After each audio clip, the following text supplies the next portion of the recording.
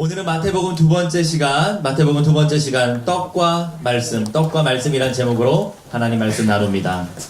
여러분, 설 명절 연휴가 이미 시작되었어요.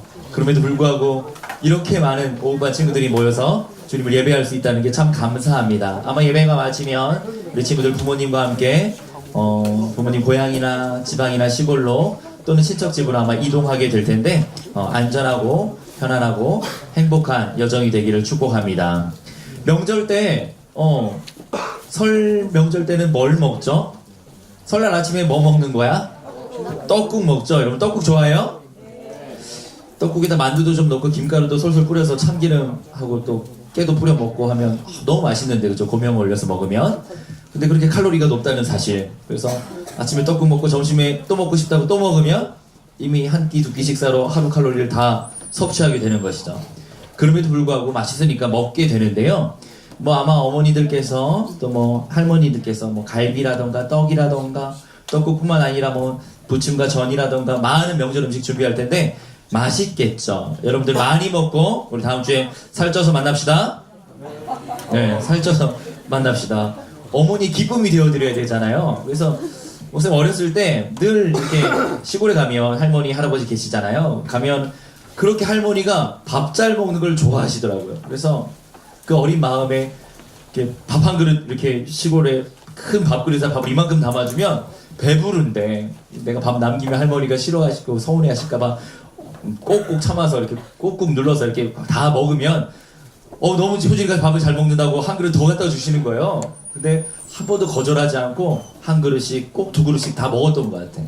그때부터 살이 찌기 시작했는데 그게 할머니의 기쁨이 되고 어머니가 좋아하시더라고요. 그래서 지금도 집에 가면 어머니께 가면 어머니가 주시는 밥 남기지 않고 먹으려고 이렇게 하고 배불러도 일부러 더 먹고 막 이러는데요.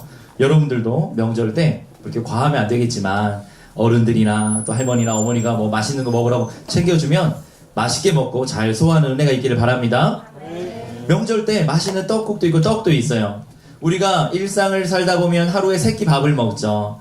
여러분들 중에 아침을 포기하고 5분, 10분 더 잠자는 친구들도 많이 있겠지만 우리가 보통 아침, 점심, 저녁 3끼를 먹고 매 끼니 식사 때마다 영양과 칼로리를 보충해서 그 힘과 그 에너지로 하루를 살아가는데요. 우리 육신의 이 배고픔, 이 허기짐은 밥을 먹으면서, 양식을 먹으면서 채울 수 있는데 우리 영혼의 배고픔과 우리 영혼의 허기짐은 뭘로 채울 수 있겠습니까? 오늘 말씀을 통해 함께 깨닫는 은혜가 있기를 바랍니다. 우리 함께 읽은 3장 13절 말씀에 보니까요, 예수님께서 세례를 받는 장면이 등장해요. 참 의아한 장면이에요. 세례 요한이 요단강에서 베풀었던 그 세례는 죄인들에게 물로 죄를 씻어주는 의미가 있는 회개의 세례, 물 세례를 상징했는데 하나님의 아들이시고 죄가 없으신 예수님께서 물 세례를 받으러 요단강에 나오신 거예요. 의아한 일입니다. 우리가 읽지 않았지만 3장 1절에 가보니까 그때 세례 요한이 이르러 유대 광야에서 이렇게 전파했다고 해요. 그것은 이사야 선지서에 있던 그 말씀인데요. 세례 요한이 선포하기를 회개하라, 천국이 가까이 왔느니라, 이렇게 선포했어요. 우리들은 다 죄인이기 때문에 이스라엘 백성들을 향해서 회개하라고, 하나님, 거룩하신 하나님 앞에서 죄가 있으면 다 회개하라고 선포하고요, 천국이 가까이 왔다고 얘기한 거예요. 여러분, 우리가 죽어서 천국 갈 건데 천국이 가까이 왔다고요? 세례 요한의 이 선언은 무슨 이야기입니까? 바로 하나님의 아들이시고 이 땅을 구원하기 위해 오신 예수님 자신이 천국임을 선포한 거예요. 예수님께서 천국으로 이 땅에 오신 거예요. 이 땅에 이미 천국이 임한 거예요. 그것을 세례 요한은 선포하고 있습니다. 회개하라, 천국이신 예수님께서 가까이 오셨다. 이사야 선지자가 뭐라고 예언했냐면 광야에 외치는 자의 소리가 있어 주님의 길을 준비하고 그가 오실 길을 예비하리라, 이렇게 예언했는데 바로 세례 요한이 우리의 구원자가 되시는 예수님이 오실 길을 예비하면서 회개의 세례를 선포하고 있는 거예요. 그때 요한의 모습입니다. 우리 한번 사진 한번 볼까요? 세례 요한은요, 예수님보다 한 6개월 정도 먼저 태어난 예수님의 사촌 형이었어요. 명절 때 만날 수 있는 그런 사촌 형이었다고요. 그래서 예수님을 잉태했던 마리아가 자기 친척 누이의 집이었던 사가랴와 엘리사벳 집에 방문했어요. 그곳이 예루살렘에서 좀 떨어져 있는 에인케렘이라고 하는 마을인데 그 마을에 가면 세례 요한을 기념하는 기념교회가 있는데 거기에 벽화가 그려져 있어요. 세례 요한 무슨 옷을 입었습니까? 명품 옷이었어요. 낙타털 옷을 입었어요. 낙타털 옷. 우리는 주로 덕다운이나 구스다운을 입고 다니지만 이스라엘 사람들은 낙타털, 그 약대털로 만든 옷을, 가죽옷을, 털옷을 입었고 허리에는 가죽 벨트를 차고 있다고 해요. 그리고 음식은 뭘 먹었냐면 주로 유대 광야에서 생활했기 때문에 광야에서 흔히 먹을 수 있는 메뚜기와 석청, 돌에서 맺혀진 그 꿀을 먹었대요. 웰빙 식사를 했죠. 낙타털 옷, 그리고 가죽띠, 아마도 이사야 선지자의 예언처럼 이 세례 요한의 모습은 몸에 털이 많은 것을 묘사하기 위해서 아마 약대털, 낙타털 옷을 입지 않았을까 생각이 들고 메뚜기와 석청을 먹으면서 그렇게 나시린으로 광야에서 구별된 생활을 했어요. 아마 이발도 하지 않았으니까 머리가 이렇게 길었을 것 같아요. 그때 그가 선포했던 회개의 세례는 물 세례였어요. 여러분, 물 세례가 상징하는 게 뭐겠습니까? 죄인이 앞에 나오면 물을 얹으면서 우리의 더럽고 오염되어 있는 죄악들을 물로 깨끗하게 씻어내는 정화의 의미가 있는 세례였어요. 그러니까 세례 요한의 이 물 세례는 예수님은 받으실 필요가 없었는데 예수님께 세례받기 위해 나오신 거예요. 그때 세례 요한이 요단강에 서신 예수님을 보며 뭐라고 이야기하냐면, 보라, 세상 죄를 지고 가는 하나님의 한 마리 어린 양이로다, 이렇게 선포했어요. 그 말은 무슨 뜻이냐면 구약의 백성들은, 이스라엘 백성들은 다 알고 있었는데 하나님 앞에 제사 지내기 위해서는 속죄의 어린 양이 필요했어요. 제물이 필요했다고. 어린 양이나 양과 염소, 또 송아지나 소, 그리고 집비둘기나 산비둘기를 잡아서 제물에, 동물의 피를 흘려야만 속죄의 제사를 지낼 수 있었기 때문에 제사를 위해서 속죄의 제물이 필요하다는 것을 다 알고 있었는데 바로 세상 죄를 지고 가는 하나님의 한 마리 어린 양으로, 속죄의 제물로 예수님께서 오셨다는 것을 세례 요한이 선포하고 있는 거예요. 그래서 우리 예수님의 십자가 죽으심 이후에는 더 이상 동물을 잡아 피를 흘려 제물의 피로 하나님께 제사 지내지 아니하고 우리는 다 십자가 주님께서 흘리신 그 존귀한 보혈의 공로를 의지하여 예수님의 이름으로 기도하고 예수님의 이름으로 하나님께 예배할 수 있게 된 것이에요. 이것을 세례 요한은 정확하게 알고 그렇게 선포했어요. 그러며 예수님께서 자기에게 나오자, 내가 당신에게 세례를 받아야 되는데 내가 어떻게 당신에게 세례를 베풀 수 있겠습니까? 세례 요한은 예수님의 신들매, 신발끈도 묶을 수 없는 연약한 죄인임을 고백하면서 그렇게 이야기했어요. 그때 예수님께서 이제 허락하라, 우리가 이 의를 이루기 위해서 이 일을 허락해 달라고 하면서 세례를 받는 장면이 오늘 우리가 함께 읽은 장면이에요. 3장 16절 말씀인데 우리 함께 읽어볼까요? 3장 16절입니다. 우리 함께 읽어봅니다. 시작. 예수께서 세례를 받으시고 곧 물에서 올라오실새 하늘이 열리고 하나님의 성령이 비둘기같이 내려 자기 위에 임하심을 보시더니. 17절 말씀도 읽어봅니다. 17절이요. 시작.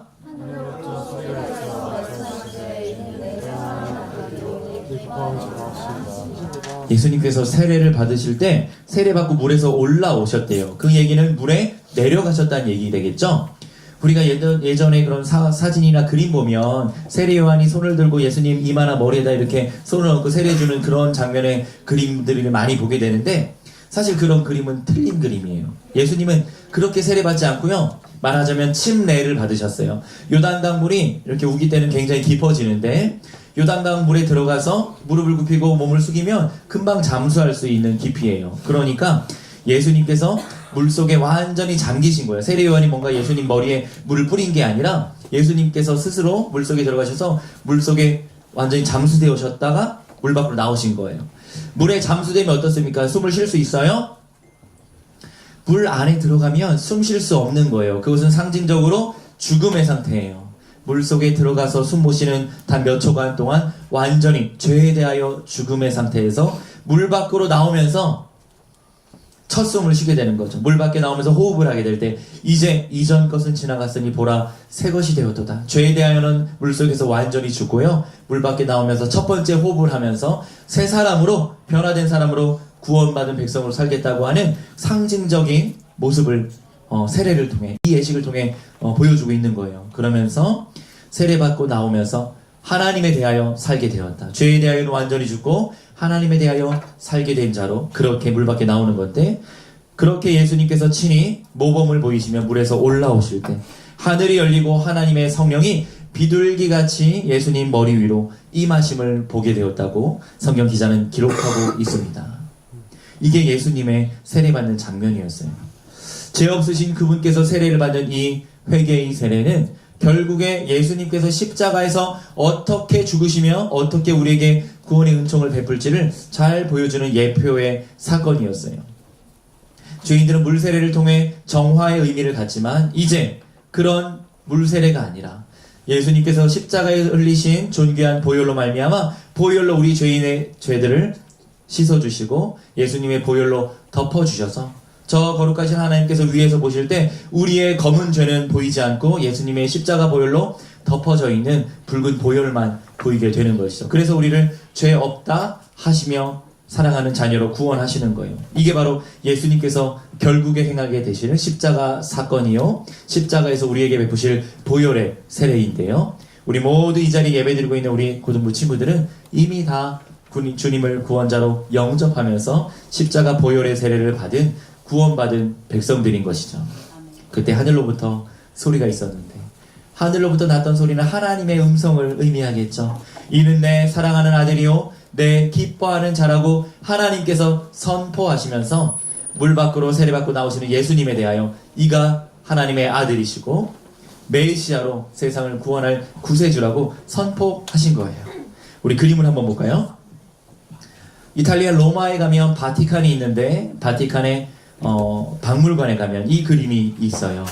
예수님과 세례 요한을 묘사한 그림인데요. 그림을 보면 이거 로마 카톨릭의 그림이라 이렇게 묘사되어 있어요. 예수님 머리에 손 얹고 세례 요한이 세례 주는 것처럼 그려놨죠. 그 위에 비둘기 한 마리가 있죠. 그리고 저 하늘에 하나님으로 보이는 신의 형상을 그려놓았어요. 저 주변에, 요단강 주변에 서 있는 사람들은 로마 카톨릭에서 이야기하는 성인들이에요. 뭐 성 요한, 뭐 성 베드로, 뭐 이런 사람들을 그림으로 묘사해 놓았어요. 굉장히 천주교적인 세계관을 갖고 있는 그림인데요. 그 다음 그림에 보면 보다 더 기독교적인 색채로 그림을 그려놓았죠. 아마도 세례 요한이 옆에 서 있고 예수님께서 물 안에 잠수하셔서 세례 받으시고 물 밖에 나오신 그 직후의 모습을 그림으로 묘사한 것 같아요. 함께 세례받던 죄인들이 옆에 서 있는 것이죠. 요단강 이렇게 풍요롭고 아름답지는 않은데 그림으로 묘사해 놓았어요. 저 하늘에 보니까 하얀 구름 사이로 하얀 비둘기 한 마리가 그려져 있는데 마치 성령이 비둘기같이 임하는 것을 그림으로 묘사하고 있어요.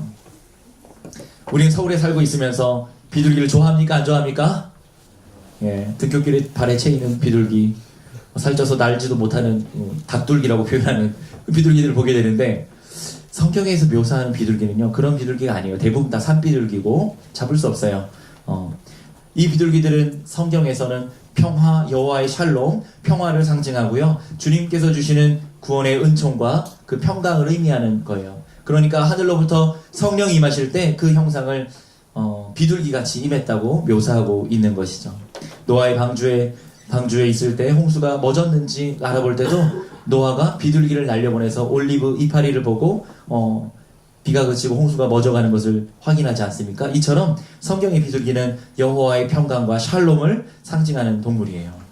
그렇게 예수님께서 세례받고 올라오셨을 때 그때로부터 예수님은 본격적인 공생의 사역을 시작하셨어요. 예수님께서 태어나신 동네는 저 남쪽의 베들레헴 마을이었지만 유소년 시절과 여러분처럼 청소년기와 청년 시절은 어디서 보냈냐면 갈릴리 지역에 있는 가나라고 하는 마을에서 예수님 사셨어요. 가나, 그리고 그 옆에 나사렛 동네에 예수님 사셨는데, 이제 나사렛 그 갈릴리 마을을 떠나셔서 요단강가로 나와 세례 받으시고 본격적인 공생애를 사시는데 그것이 나이가 30쯤 되었다고 복음서는 기록하고 있어요. 4장 1절입니다. 그때 예수께서 성령에게 이끌려 마귀에게 시험을 받으러 광야로 가사. 그때가 언제냐면 예수님께서 세례받고 올라오신 그때예요. 성령이 비둘기같이 임한 성령 충만했던 예수님이 사탄 마귀에게 시험을 받으러 광야로 가게 됐어요.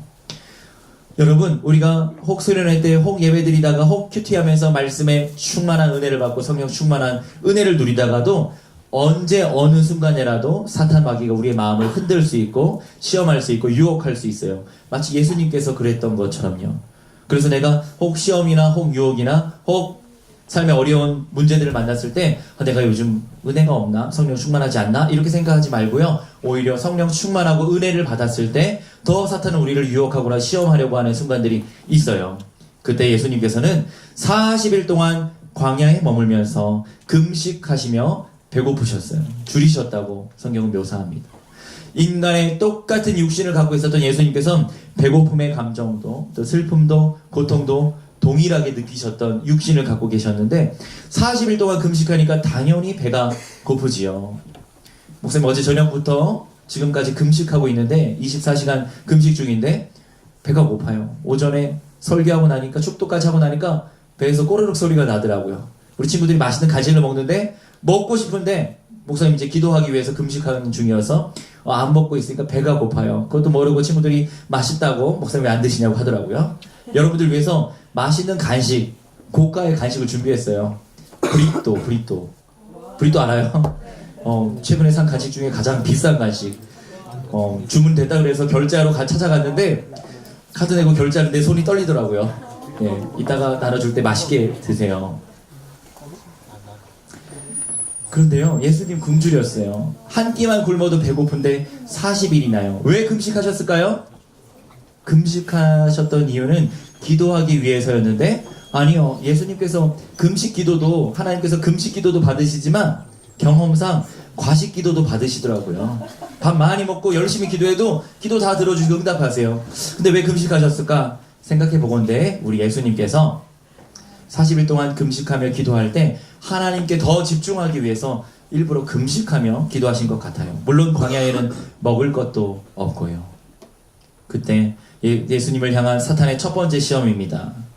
내가 만일 하나님의 아들이어도 명하여 이 돌들로 떡덩이가 되게 하라. 눈에 보이는 그 돌들이 떡처럼 보이는 그 순간이 있지 않겠습니까? 배고픔에 현기증에 굶주렸을 때 사탄을요, 이 마귀를 헬라어로 디아볼로스라고 썼어요. 우리 남학생 친구들이 주로 하는 게임, 던전 게임이나 롤플레잉 보면 디아볼로 나오잖아요. 디아볼로. 너무 좋아하지 마세요. 그 사탄을 말하는 거야. 디아볼로. 마귀가 예수님을 시험한 거예요. 창세기에 나오는 옛 뱀이요, 아담과 하와를 유혹했던 뱀이었고 계시록에 기록되어 있는 옛 뱀이고 용이고 사탄의 모습으로 예수님께 나타나서 시험하는 거예요. 유대 광야 사진을 가져와 봤어요. 여기는 이제 남쪽에 있는 네게브 광야 미츠페라몬이라고 했는데 몇 번 광야 그림을 보여줘서 아마 어떤 느낌인지 알 수 있을 것 같은데 유대 광야예요.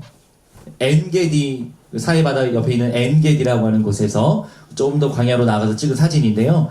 아주 푸른 하늘과 뜨거운 햇살을 볼 수 있고요. 초록색 하나 찾기 힘들고 물 한 방울 찾기 힘든 아주 깊은 광야 한가운데인데요. 보이는 게 다 저런 바위산, 돌멩이, 흙과 먼지, 모래밖에 없어요. 색깔은 아이보리 색깔의 이 옅은 황토빛깔의 그런 누런 흙빛밖에 없는데요. 이스라엘 백성들이 먹는 주식이 뭡니까? 떡일까요? 밥일까요? 빵인 거예요. 빵. 그 빵을 우리가 흔히 중동 지역에서 먹는 피타빵이라고 여러분 들어봤어요? 인도 카레 먹으러 가면 난 같은 거 구워오잖아요. 또 중동 음식점들 레스토랑 가면 허옇게 밀이나 보리로 구워낸 화덕에 구워낸 빵 있잖아요. 그런 빵이에요. 하얀 빵인데 화덕에 구워서 누래지고요. 좀 거뭇거뭇하게 탄 모습이 있어서 살짝 그을려있는 그런 빵이죠.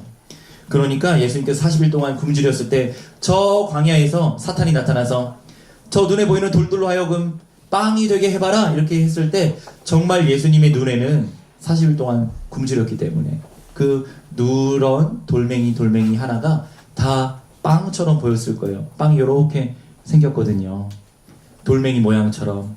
그리고 누런 색깔의 예수님께서 하나님의 아들이시니까 그냥 돌을 집어서 씹어 드셔도 맛있는 빵으로 변하게 되겠지만 그러나 예수님 그 사탄의 시험과 유혹을 이기시고요. 육신의 본능, 식욕과 성욕과 수변욕과 같은 육신의 본능들을 이기시고요. 말씀으로 사탄을 물리치셨어요. 마태복음 4장 4절에 예수님이 이렇게 말씀하시며 사탄의 시험을 이기십니다. 우리 4장 4절 말씀. 예수님께서 대답하여 이르시되 기록되었으되 이렇게 했거든요. 기록되었다라는 것은 구약 성경에 이미 기록되어 있다는 말씀이에요. 구약에 기록된 말씀을 예수님 인용하셔서 말씀하신 거예요. 우리 4장 4절 같이 한번 읽어보겠습니다. 시작.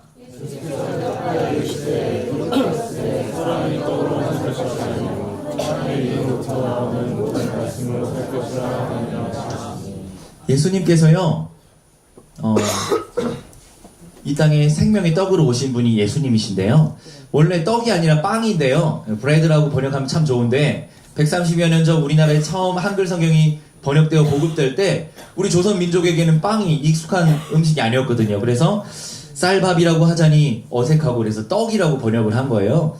보다 정확하게 번역하자면 빵이 맞고 주식의 의미를 살리자면 밥이 맞는데 우리는 그냥 익숙한 대로 떡이라고 합시다. 그런데 이 생명의 떡, 생명의 빵, 예수님께서 사람이 떡으로만 살 것이 아니라 하나님의 입으로부터 나오는 말씀으로 살아야 된다. 그러면서 우리가 진짜 먹어야 될 생명의 양식이 밥과 떡, 빵이 아니라 하나님의 말씀임을 선포하고 계신 거예요. 우리 사랑하는 고등부 친구들, 설 명절 기간 중에 맛있는 음식 많이 먹고요. 일상 중에 매일매일 배불리 먹으면서 건강히 살다가 육신의 허기짐을 그렇게 열심히 채우며 살다가 살도 찌고 건강해질 텐데, 그런데 우리 영혼의 배고픔과 허기짐은 뭘로 채운다고요? 바로 생명의 양식인 하나님의 말씀, 생명의 떡 대신 예수님의 말씀으로 채운다는 사실을 기억하고요.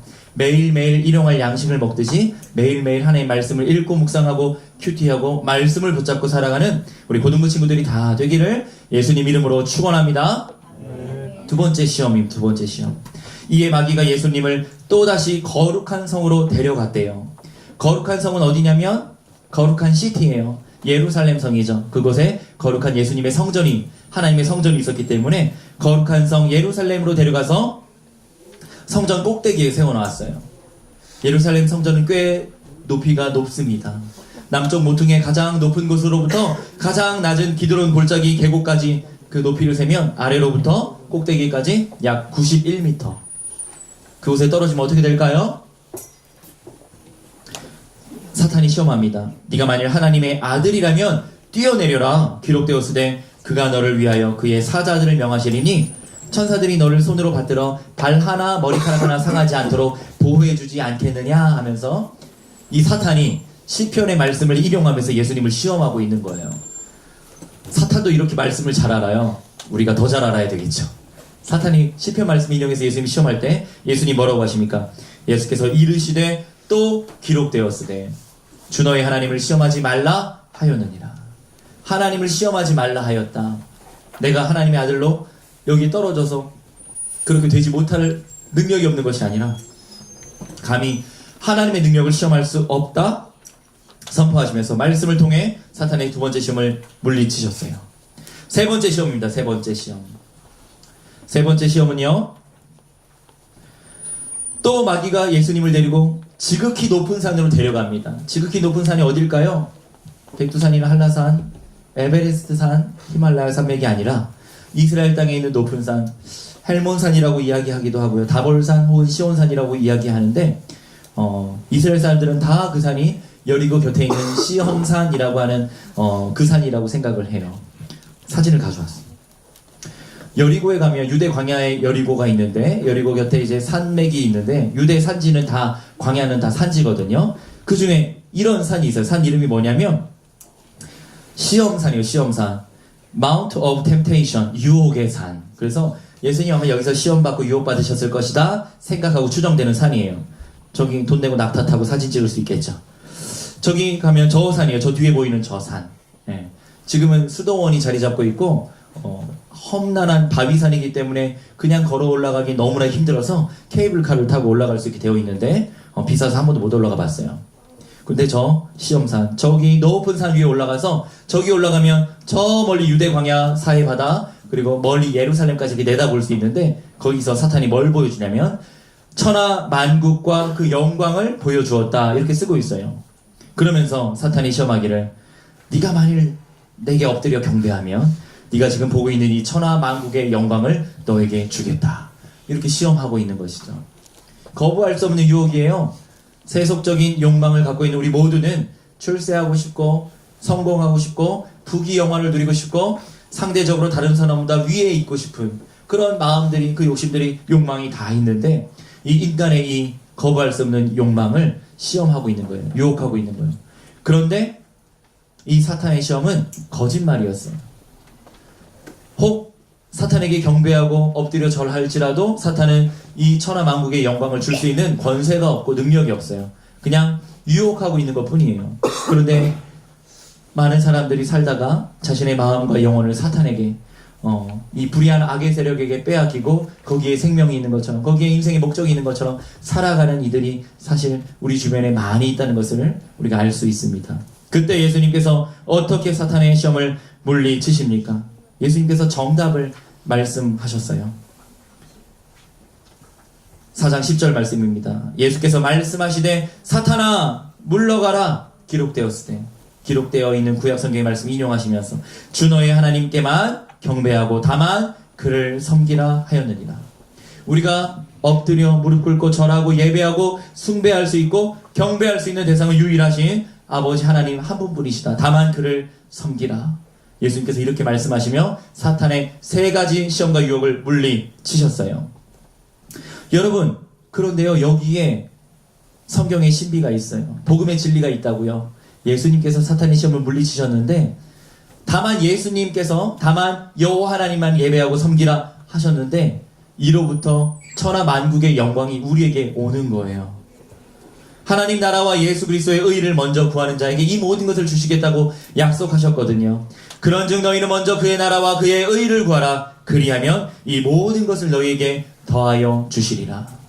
하나님 나라와 예수 그리스도의 의를 먼저 구하는 자, 하나님만 믿음으로 섬기는 그런 자들에게, 바로 여러분들에게 솔로몬의 영광보다 더한 아름다움과 영광을 주시겠다고 약속하셨는데요. 바로 예수님의 이 사탄에 이기셨던 이 시험이, 이 정답이 우리 고등부 친구들에게 그대로 응했으면 좋겠어요. 하나님만 믿고 주님만 예배하고 섬기다가 하나님께서 덤으로 주시는 이 땅의 은총들을 누리는 그런 고등부 친구들 되기를 축복합니다. 말씀을 맺겠는데요. 우리는 살다가 때로는 우리를 넘어뜨리게 하는 장애를, 또 걸려 넘어지는 돌들을 만나고 또 유혹과 시험 앞에 반복하여 서게 될 것입니다. 학교에서 보는 중간 기말고사나 모의고사 혹 수능 시험 같은 경우는 어쩌면 이 청소년에게 쉽게 할 수 있는 시험이었을지도 몰라요. 여러분들이 20대가 되고 30, 40대, 50, 60대가 되고 어른이 되면 단지 수능 시험이나 중간 기말고사보다 더 큰 시험과 유혹들을 많이 만나게 될 것입니다. 그때 어떻게 우리가 그런 위기를 극복하고 이기고 승리할 수 있겠습니까? 바로 예수님께서 우리에게 보여주셨던 그 모범을 우리가 배웠으면 좋겠어요. 예수님께서 오늘 시험을 무엇으로 이기셨습니까? 기록되어 있는 말씀을 인용하셔서 말씀하시며 말씀으로 이기셨어요.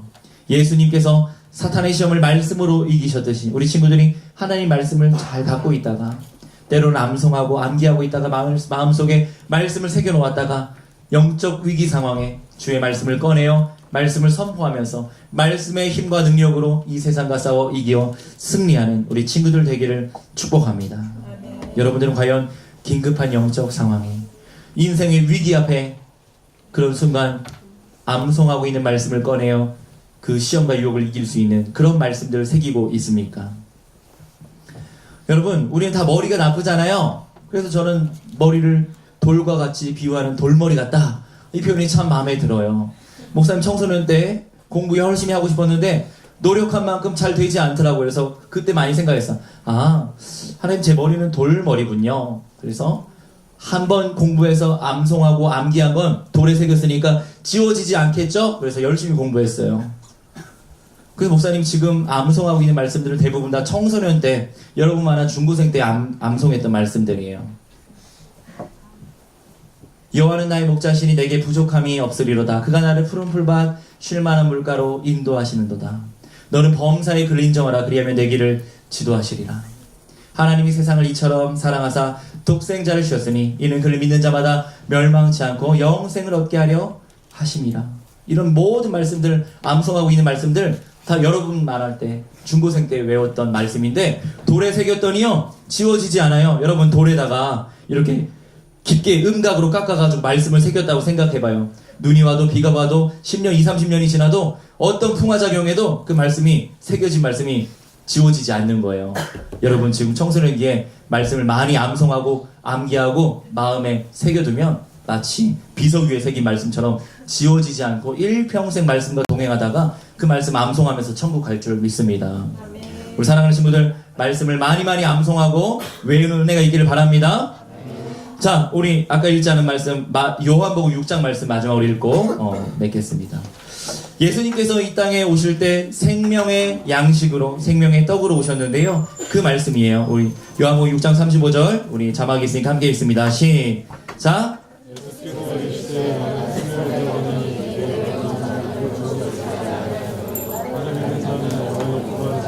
6장 48절입니다. 시작.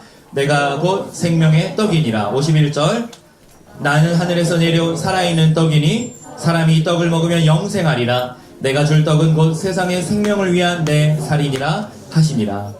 하나님 아들이신 예수님께서 이 땅에 오실 때 천국으로 오셨고요. 하나님 말씀이신 그분이 육신이 되어 이 땅에 인간의 모습을 모신 그분이 바로 예수님이시고요. 우리가 먹어야 될 진짜 떡은 생명의 떡은 바로 하나님의 말씀, 생명의 양식인 성경 말씀인 거예요. 우리 고등부 친구들 설 명절 기간에 맛있는 거 많이 먹고요. 시간이 여유가 있다면 오고 가는 차나 기차 안에서 또 쉬는 시간에 말씀도 읽고 묵상하고 큐티도 하다가 은혜 받는 설 명절이 되었으면 좋겠습니다. 일평생 생명의 말씀, 능력의 말씀을 붙잡고 하나님의 말씀과 동행하는 우리 고등부 친구들 되기를 예수님의 이름으로 간절히 축원합니다. 축복합니다. 우리 말씀